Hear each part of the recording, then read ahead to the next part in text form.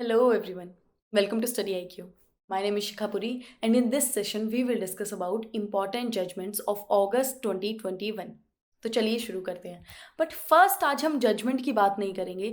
First हम बात करेंगे बहुत ही ब्रेकिंग और बहुत ही रिमार्केबल थिंग की जो अगस्त में हुई थी। And what was that? In a first time, 9 new judges took oath as Supreme Court judges in one go. First time ऐसा हुआ था कि 9 जजेस ने ओथ ली थी एज सुप्रीम कोर्ट जजेस, जो एडमिनिस्टर की गई थी honourable chief justice of India that is N V. Ramana के द्वारा। और first time in the history of India ये भी बात हुई थी कि first time in the history of India 3 women जजेस are appointed to the supreme Court in one go.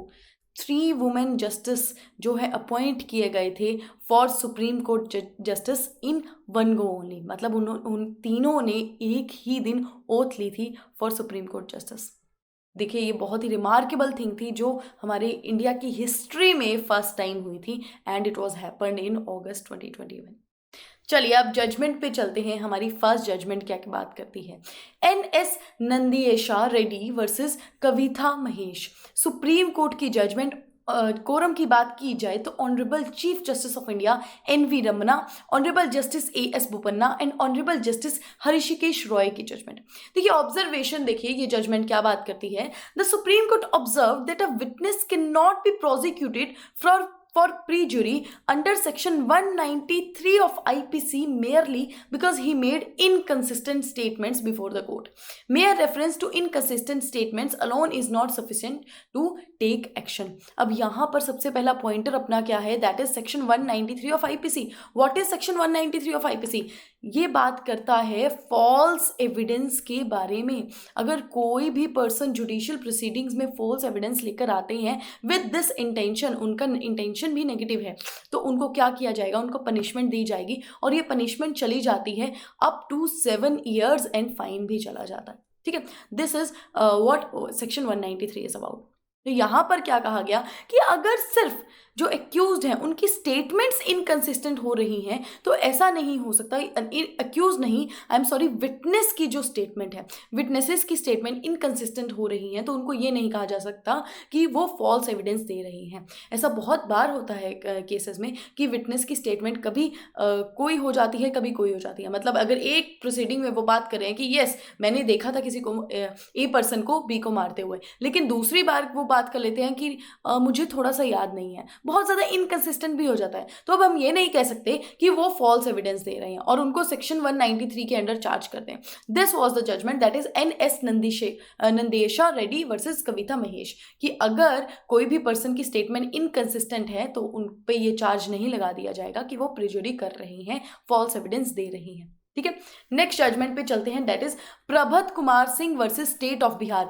Very important judgment. Why? Because इस जजमेंट में हमें एक प्रॉपर लॉ के बारे में पता चलेगा और वो लॉ क्या होगा we will discuss about it. Supreme court की जजमेंट कोरम की बात की जाए, ऑनरेबल जस्टिस ए.एम. खनविलकर और ऑनरेबल जस्टिस संजीव खन्ना की जजमेंट। ऑब्जर्वेशन देख लेते हैं, बात क्या करती है हमारी judgment. The supreme court observe that mens rea as intent is not required in a case of medical negligence. The bench of justice A.M. Khanvilkar and Sanjeev Khanna observed that before summoning the accused in criminal medical negligence complaint, the complainant has to lead medical evidence or examine a professional doctor by complainant in the support of his case made out incomplete. अब इस case में अगर देखा जाए दो perspective के बारे में बात हुई है। देखिए मुद्दा क्या है? नेग्लिजेंस का, और वो भी कौन सा? मेडिकल नेग्लिजेंस की बात हो रही है। तो यहाँ पर सुप्रीम कोर्ट ने बात की कि अगर नेग्लिजेंस का पॉइंट ऑफ व्यू देखा जाए तो देखिए सिविल लॉ में नेग्लिजेंस का अलग कंसेप्ट है एंड क्रिमिनल लॉ में नेग्लिजेंस का अलग कंसेप्ट है। सिविल लॉ में जो नेग्लिजेंस क्लासिफाई किया जा सकता है उसको क्रिमिनल लॉ में कभी कभी नहीं भी किया जा सकता, और ये भी पर्सपेक्टिव देखना होता है in particularly in case of medical negligence कि नेग्लिजेंस कितना ग्रॉस है, कितना बड़ा है। और अगर वो नेग्लिजेंस बहुत ही ज़्यादा ग्रॉस है और बहुत ही ज़्यादा बड़ी मेडिकल नेग्लिजेंस हुई है तो उस केस में मेंसरिया अगर कम भी हो जाएगा तो ये देखा जा सकता है, इस पॉइंट ऑफ व्यू को देखा जा सकता है। इसीलिए बोला कि mens rea as intent is not required in case of medical negligence, कि मेडिकल नेग्लिजेंस अगर बहुत ज़्यादा बड़ा है, क्यों, क्योंकि इसमें तो पेशेंट्स की जान माल का खतरा है। तो नेग्लिजेंस, देखिए इंटेंशन तो किसी भी डॉक्टर की नहीं होती है ना कि उसको मारना है किसी को, लेकिन आप नेग्लिजेंस नहीं कर सकते, अपना काम अपनी ड्यूटी तो आप ढंग से निभा सकते हैं। फर्स्ट पॉइंटर ये बात की गई। सेकेंड पॉइंटर बात की गई कि अगर कोई भी कंप्लेंट फाइल करता है ऑफ मेडिकल नेग्लिजेंस तो उसको डिफरेंट गाइडलाइंस देखनी पड़ेगी, और इस जजमेंट में बात की गई उन गाइडलाइंस की।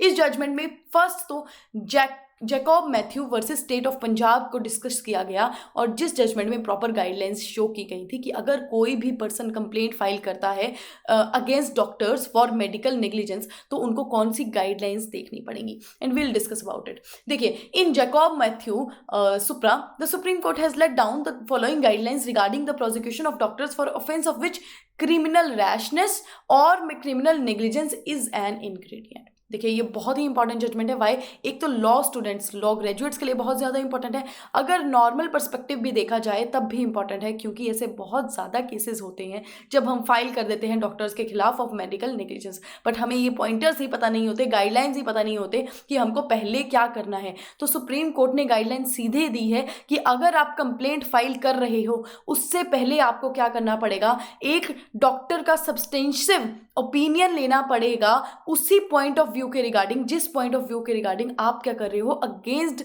कंप्लेंट फाइल कर रहे हो एक स्पेसिफिक डॉक्टर के खिलाफ। ठीक है, मतलब मान लीजिए ये ए पर्सन है और ये ए पर्सन डी हमारे डॉक्टर हैं, उनके खिलाफ कंप्लेंट फाइल करने चले गए, लेकिन पहले उनको क्या शो करना पड़ेगा, उनको एविडेंस लाना पड़ेगा from C doctor.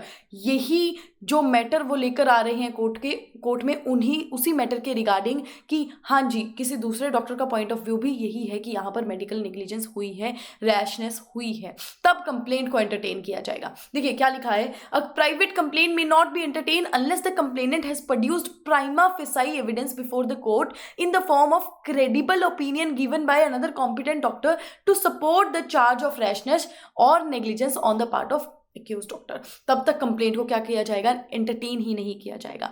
Next point investigation officer के लिए आता है। ये देखिए, कंप्लेंट अगर एंटरटेन कर दी उसके बाद इन्वेस्टिगेशन ऑफिसर इन्वेस्टिगेट करेंगे और प्रोसीडिंग करेंगे अगेंस्ट डॉक्टर्स, लेकिन उन प्रोसीडिंग से पहले इन्वेस्टिगेशन ऑफिसर को भी क्या करना है, एक मेडिकल प्रैक्टिशनर की ओपिनियन लेना है, जो कहाँ पर काम करें, जो गवर्नमेंट ही मेडिकल प्रैक्टिशनर हो, उनका भी पॉइंट ऑफ व्यू लेना है इसी पर्सपेक्टिव के रिगार्डिंग। देखिए क्या लिखा है, the investigating officer should before proceeding against the doctor accused of rash और नेग्लिजेंस एक्ट और omission obtain an independent and competent medical opinion preferably from doctor in government service, कि जो गवर्नमेंट सर्विस में doctor होंगे उनका opinion पहले लिया जाएगा, मेडिकल ओपिनियन लिया जाएगा, जो क्वालिफाइड होंगे उस ब्रांच में ऑफ मेडिकल प्रैक्टिस। ठीक है, और ये भी कहा गया कि डॉक्टर जो एक्यूज होंगे मेडिकल नेग्लिजेंस, उनको नॉर्मल रूटीन में आप अरेस्ट नहीं कर सकते। These were some of the guidelines जो दी गई सुप्रीम कोर्ट के द्वारा कि अगर कौन सा केस आता है, अगर कंप्लेंट आती है ऑफ मेडिकल नेग्लिजेंस, तो पहले ये गाइडलाइंस फुलफिल होनी चाहिए, उसके बाद आप कंप्लेंट को एंटरटेन करोगे और इन्वेस्टिगेटिंग ऑफिसर ये पहले काम करेगा। ठीक है, this is very important thing, please अच्छे से इसको समझ लीजिए। नेक्स्ट जजमेंट पे चलते हैं, that is Om Prakash Singh versus state of Punjab. Supreme court की जजमेंट कोरम की बात की जाए तो honourable justice Navin Sinha and honourable justice R Subhash Reddy की जजमेंट। ऑब्जर्वेशन देखिए, the fact that kirpan carried by members of specific community as part of religious belief can also be used as a weapon of offence does not ipso facto make it a weapon of offence, the Supreme Court observed while acquitting an accused of murder charge.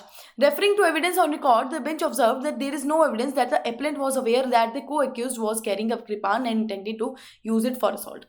इस judgement को analyse करते हैं via facts. बात है 1999 की। हमारे appellant और accused क्या कर रहे थे, फाइट कर रहे थे, आपस में इनका झगड़ा हो रहा था। किसका झगड़ा हो रहा था, एक्यूज्ड का और जो अपील लेकर आ रहे हैं उनका। लेकिन यहाँ पर इस झगड़े के बीच में कौन घुस गए, हमारे डिसीज्ड जिनकी मृत्यु हो गई है वो घुस गए। कि चलिए आपका वो जो झगड़ा है मैं सॉल्व करवा देता हूँ, लेकिन ये बात दोनों को ठीक नहीं लगी और रात को ये लोग इनके घर गए और इनको असॉल्ट किया। एक एक्यूज जो को एक्यूज है उन्होंने असॉल्ट किया वाया कृपाण, ठीक है, वाया कृपाण, और बाकी जो दूसरे एपेलेंट थे उन्होंने उनको पकड़ा हुआ था। तो यहाँ पर स्टेट की क्या कंटेंशन थी, स्टेट ने यही कंटेंशन की थी कि अगर एक्यूज ने जो एपेलेंट है उन्होंने पकड़ा नहीं होता तो क्या पता डिसीज जो है वो भाग जाते। लेकिन यहाँ पर जो हमारे ओम प्रकाश है एपेलेंट है उनका कंटेंशन यही था कि he was not aware of the fact कि जो को एक्यूज हैं वो कृपाण लेकर आए हैं, एंड मोर ओवर उनको ये नहीं पता था कि उनका इंटेंशन है इस कृपाण से असॉल्ट करना। और यहाँ पर सुप्रीम कोर्ट ने के पास जब ये मुद्दा आया, सुप्रीम कोर्ट ने यही देखा कि एविडेंस से ये नहीं पता चलता कि जो एपेलेंट है उनको पता था ये बात कि कृपाण लेकर आई जा रही है या फिर इंटेंशन है उस कृपाण से असॉल्ट करने का। और सुप्रीम कोर्ट ने ये भी कहा कि देखिए कृपाण एक स्पेसिफिक कम्युनिटी के द्वारा पहनी जाती है, that is a Sikh community, और ऐसा ज़रूरी ही नहीं है कि अगर कृपाण है तो वो वेपन है, लेकिन ज़रूरी नहीं है कि उसको वेपन ऑफ ऑफेंस यूज़ किया जाता है। ये हमने देखा भी है कि कृपाण सिख लोग पहनते हैं और वो प्रॉपर जो उनका वो अपने रिलीजियस फैक्टर के अकॉर्डिंग पहनते हैं। तो यही सुप्रीम कोर्ट ने कहा कि kirpan carried by member of specific community as part of religious belief can also be used at weapon of offence does not ipso facto make it weapon of offence. कि ये है तो देखिए कृपाण होती तो पैनी ही है, तीखी होती है, लेकिन ऐसा जरूरी नहीं है कि वो ऑफेंस करेगी ही करेगी उसको अगर उस कृपाण को रखा गया है, ठीक है। तो ये सुप्रीम कोर्ट की जजमेंट थी, that is Om Prakash Singh versus state of Punjab. Next judgment पे आ जाइए, that is Brajesh Singh versus Sunil Arora. Supreme court की जजमेंट कोरम की बात की जाए तो honourable justice R F Nariman and honourable justice R F Gavai की जजमेंट बहुत ही ज़्यादा इंपॉर्टेंट जजमेंट है। This is very important judgment. पहले देख लेते हैं क्या बात करती है, उसके बाद में हम एनालिसिस करेंगे इस जजमेंट की। With the objective of decriminalisation of politics, the supreme court on Tuesday of August directed that political parties must establish the criminal antecedents in any of the candidates with in 48 hours of their selection. यहाँ पर क्या बात की गई, Supreme Court ने ये बात की कि अब क्या होगा, पॉलिटिकल पार्टीज अपने कैंडिडेट्स को कहेंगी कि वो जो भी इनका क्रिमिनल एंटीसीडेंट्स है, मतलब क्रिमिनल जो भी रिकॉर्ड रहा है पास्ट में, उनको पब्लिश करना पड़ेगा उनको with in 48 hours of their selection. अपने सिलेक्शन से 48 आवर्स में उनको क्या करना पड़ेगा, ये अपने क्रिमिनल एंटीसीडेंट्स को शो करना पड़ेगा, पब्लिश करना पड़ेगा। देखिए बहुत ही इंपॉर्टेंट जजमेंट जो बात करती है पॉलिटिक्स के बारे में, बिकॉज ये हमने देखा भी है कि इंडिया में जो पॉलिटिशियंस हैं उनके बहुत ही ज़्यादा क्रिमिनल रिकॉर्ड्स रहते हैं। और यहाँ पर सुप्रीम कोर्ट ने ये भी बात की कि जिनके क्रिमिनल रिकॉर्ड्स होते हैं उनको पॉलिटिक्स में आना ये नॉर्मल जनता के लिए बहुत ही अगेंस्ट हो जाएगा, जो लोग ऐसे आते हैं पॉलिटिक्स में, बिकॉज पॉलिटिक्स में जो लोग आते हैं वो जनता के लिए तो काम करते हैं, लेकिन अगर उनका पहले ही क्रिमिनल रिकॉर्ड होगा तो वो कैसे काम करेंगे जनता के लिए, और जनता भी कैसे उन पर ट्रस्ट करेगी। तो ये लोगों को पता होना चाहिए हर एक पार्टी के कैंडिडेट के बारे में कि उसका क्रिमिनल रिकॉर्ड, उसका क्रिमिनल एंटीसीडेंट्स क्या रहा है, और विद इन सिलेक्शन के 48 आवर्स उनको ये शो करना है, पब्लिश करना है। और यहाँ पर गाइडलाइंस दी गई स्पेसिफिकली सुप्रीम कोर्ट के द्वारा to Election Commission of India, और वो गाइडलाइंस क्या है, that is political parties are to publish information regarding criminal antecedents of candidates on the home page of their website. अपनी website that is Election Commission of India की home page of website में ये show करना पड़ेगा उनको कि हमारा criminal record, हमारा एंटीसीडेंट्स क्या रहा है criminal. The ECI is directed to create a dedicated mobile application containing information published by candidate regarding their criminal antecedents. देखिए वेबसाइट तो है ही है, ये भी बात की गई कि एक प्रॉपर एप्लीकेशन भी निकाली जाए जिसमें सारे के सारे कैंडिडेट्स, जो भी पार्टीज के कैंडिडेट्स होंगे, वो अपनी क्रिमिनल एंटीसीडेंट्स के बारे में बताया जाएंगे, ताकि इससे लोगों को और अवेयरनेस आए। Next, the ECI is directed to carry out an extensive awareness campaign to make every voter aware about his right to know and the availability of information regarding criminal antecedents of all contesting candidates। ये भी कहा गया कि awareness programmes भी चलने चाहिए, और वो किसके थ्रू, जैसे सोशल मीडिया के थ्रू चलने चाहिए, कैंपेन्स चलनी चाहिए, जिससे वोटर्स को पता लग जाए कि जो भी कैंडिडेट्स आ रहे हैं उनका क्रिमिनल एंटीसीडेंट्स क्या हो, वोटर्स को अपने राइट्स के बारे में पता चल जाए। ECI is also directed to create a separate cell which will also monitor the required compliances, जो भी ये रिक्वायर्ड कॉम्प्लाइंसेस है इनको देखना जाएगा, और ये देखा जाएगा किसके थ्रू, एक सेपरेट सेल बनाया जाएगा। ईसीआई को ये डायरेक्ट किया सुप्रीम कोर्ट ने, और ये भी डायरेक्ट किया कि if such a political party fails to submit such compliance, तो क्या होगा, ये रिपोर्ट करेगा ईसीआई टू सुप्रीम कोर्ट, और इसको क्या माना जाएगा, कंटेम्प्ट ऑफ कोर्ट माना जाएगा। कि मतलब देखो, कोर्ट ने डायरेक्शंस दिए कैंडिडेट्स को कि आप अपने क्रिमिनल एंटीसीडेंट्स जो है मेंशन करोगे, और अगर कैंडिडेट्स कोई पार्टी ये कंप्लाई नहीं करती तो ईसीआई सीधे किसको बताएगा, ये बात कोर्ट को बताएगा, और कोर्ट फिर उसके बाद में देखेगी कि ये तो कंटेम्प्ट ऑफ कोर्ट है और इसके लिए सीरियस एक्शंस लिए जाएंगे। This is very important judgment. Why? Because ये मैंने पहले भी बताया कि ये पॉलिटिक्स के रिगार्डिंग बात करती है, ठीक है। And what was the name of judgment? That is Brajesh Singh versus Sunil Arora, ठीक है। चलिए नेक्स्ट जजमेंट पे चलते हैं, that is Parubai versus state of Maharashtra की जजमेंट, सुप्रीम कोर्ट की जजमेंट है। कोरम की बात की जाए तो honourable justice Hemant Gupta and honourable justice A S Bopanna की जजमेंट है। Observation: The Supreme Court observed that failure of the accused to explain can only be held as an additional link to complete the chain of circumstances. If the other circumstances in the chain are not established, such failure to explain cannot be the sole basis to convict the accused. In this case, the High Court held that accused guilty of pouring kerosene around the deceased and her children and setting them on fire since she had failed to explain the reason for eruption of fire in the house. देखिए, ये judgement को समझने से पहले facts की बात करते हैं। तो इस जजमेंट में क्या हुआ था, इस केस में क्या हुआ था कि यहाँ पर जो एक्यूज्ड हैं, जो एक्यूज्ड हैं वो वाइफ हैं हस्बैंड ऑफ द डिसीज्ड, मतलब सेकेंड मैरिज हुई थी इनकी। अब यहाँ पर कंटेंशन क्या आई गई, यहाँ पर जो फर्स्ट मैरिज की जो वाइफ थी और उनके बच्चे थे, घर में आग लगी रात को और वो तीनों जो थे वो उनकी डेथ हो गई उस फायर में। अब यहाँ पर कंटेंशन ये आई तीनों के लिए। देखिए, अक्यूज्ड को भी यहाँ पर ट्राई किया गया ट्रायल कोर्ट में, यहाँ पर मदर इन लॉ को भी और हस्बैंड को भी ट्रायल किया गया, लेकिन अक्यूज्ड सिर्फ किसको माना गया, सेकेंड वाइफ को माना गया। वाई? बिकॉज ये कहा गया कि first wife was also sleeping with them, और उनको तो बिल्कुल खरोच भी नहीं आई, उनको तो बिल्कुल इंजरी भी नहीं आई, और उनसे जब फायर का कारण पूछा गया तो उनको बिल्कुल भी ये वो एक्सप्लेन ही नहीं कर पाए कि क्या कारण था फायर का। लेकिन जब ये मुद्दा कहाँ आया, सुप्रीम कोर्ट में आया, तो सुप्रीम कोर्ट ने कहा कि अगर कोई पर्सन नहीं बता पा रहा है किसी रीजन के रिगार्डिंग, देखिए, ये failure of the accused to explain can only be held as additional link to complete the chain of circumstances, कि यहाँ पर सर्कमस्टेंशियल एविडेंस की बात हो रही है, तो सिर्फ आप सस्पिशियस की वजह से कि हाँ वो भी उनके साथ में सोई थी, उनको तो कोई इंजरी नहीं हुई, सिर्फ इस बेसिस के ऊपर आप किसी को एक्यूज नहीं ठहरा सकते और ऐसा चार्ज नहीं लगा सकते जो इज इक्विवेलेंट टू मर्डर है। यहाँ पर सुप्रीम कोर्ट ने यही बात की। और देखिए, यहाँ पर कुछ गाइडलाइंस भी सुप्रीम कोर्ट ने दी, that moral wrong for not coming to the aid of deceased can not be circumstance to hold a person guilty of a crime which is as serious as murder. कि अगर किसी person ने, देखिए अब यहाँ पर ए पर्सन है और ए पर्सन ने बी को मरते हुए बचाया नहीं, बी जो थे वो डूब रहे थे और ए को स्विमिंग करना आता था लेकिन उन्होंने बचाया नहीं, है तो ये मॉरल रॉन्ग है। लेकिन आप यहाँ पर ए को क्या कन्विक्ट कर सकते हो कि आपने उनको बचाया नहीं तो आपको हम कन्विक्ट कर रहे हैं फॉर कमिटिंग मर्डर? ये नहीं हो सकता।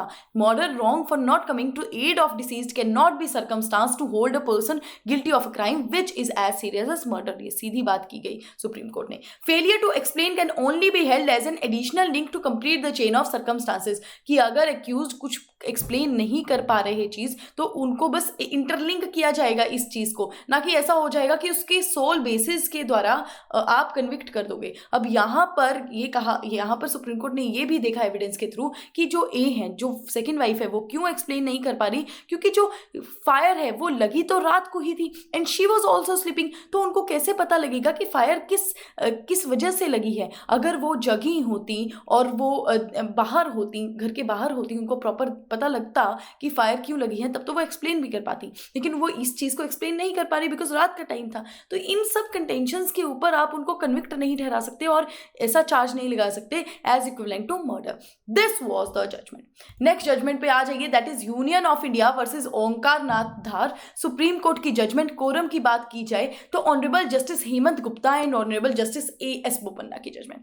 ऑब्जर्वेशन देखिए, ये जजमेंट क्या बात करती है, बहुत ही एक इंपॉर्टेंट से पर्सपेक्टिव की बात करती है। The right to shelter does not mean right to government accommodation, कि अगर राइट टू शेल्टर का मतलब ये नहीं है कि आपको गवर्नमेंट अकोमोडेशन मिलेगी। यहाँ पर क्या हुआ था, एक रिटायर्ड ऑफिसर हैं जो हमारे रिटायर्ड इंटेलिजेंस ब्यूरो ऑफिसर, उनको क्या दे दिया गया था, उनको गवर्नमेंट क्वार्टर्स दे दिए गए थे आफ्टर रिटायरमेंट ऑल्सो। तो सुप्रीम कोर्ट ने सीधा सीधा ये बात किया कि गवर्नमेंट क्वार्टर्स जो होते हैं वो किसके लिए होते हैं, वो सर्विंग ऑफिसर्स के लिए होते हैं, जो सर्व कर रहे होते हैं। रिटायर्ड पर्सन्स के लिए गवर्नमेंट क्वार्टर्स नहीं होते। They are also getting pension, they are also getting perks, but उनको हम गवर्नमेंट क्वार्टर्स नहीं दे सकते। और ये भी कहा, ये सुप्रीम कोर्ट ने कहा गया अपनी कौन सी judgment, Union of India versus ओंकार नाथ धार में। ठीक है, right to shelter does not mean right to government accommodation. तो दिस वाज द जजमेंट, एक बहुत ही बेसिक से पॉइंट ऑफ व्यू की बात करती है। ठीक है, तो आई होप आपको ये सारी की सारी जजमेंट्स जो हमने कवर की हैं वो समझ में आ गई होंगी। फिर भी if you have any doubt और any query, please let us know, comment section में आप बता दीजिए। और कोई भी लॉ से रिलेटेड भी आपको कुछ भी टॉपिक के बारे में जानना है, प्लीज़ लेट अस नो। ठीक है, तब तक थैंक यू सो मच।